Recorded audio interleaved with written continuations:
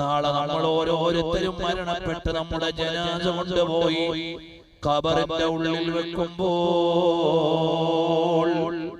ആ ഖബറിൽ പല ചോദ്യങ്ങളും ഉണ്ട്. അതിൽ അവസാനത്തെ ചോദ്യമേതാണ്?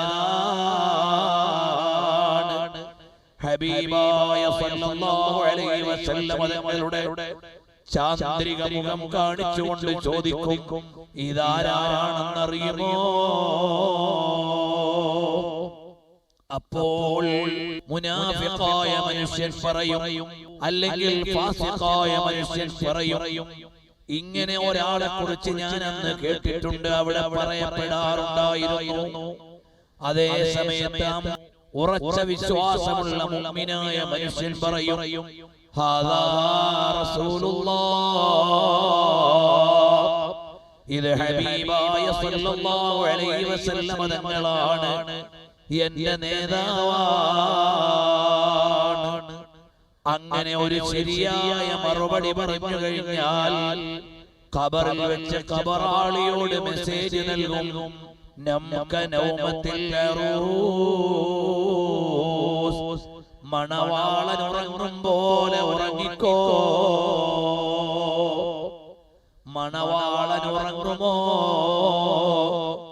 മണവാളന്മാരായി കഴിഞ്ഞവരാലോചിച്ചു നോക്ക്. ആ പറഞ്ഞതിന് പല വ്യാഖ്യാനവും ഉണ്ട്. ഒരു വ്യാഖ്യാനം ഇങ്ങനെ ഞാൻ പറയാം: മണവാളൻ മണവാട്ടിയെ ആസ്വദിച്ചു കൊണ്ടിരിക്കുകയാണ്, നേരം വെളുക്കുന്നതറിയില്ല, സമയം പോകുന്നതറിയില്ല.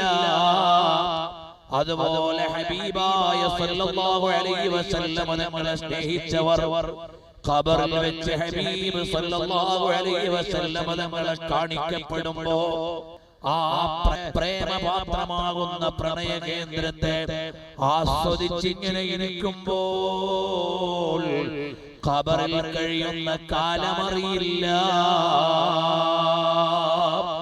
കടന്നു പോകുന്ന നൂറ്റാണ്ടുകൾ അറിയില്ല, കാലങ്ങൾ അറിയില്ല.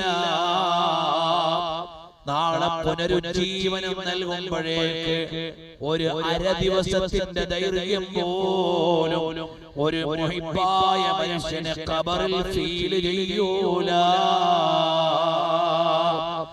അങ്ങനെയാണ് നമുക്ക് നൗമത്തിൽ അറൂസ്, മണവാളൻ മയങ്ങും പോലെ മയങ്ങിക്കോ. യാതൊരു കാലദൈർഘ്യവും അനുഭവിക്കൂല.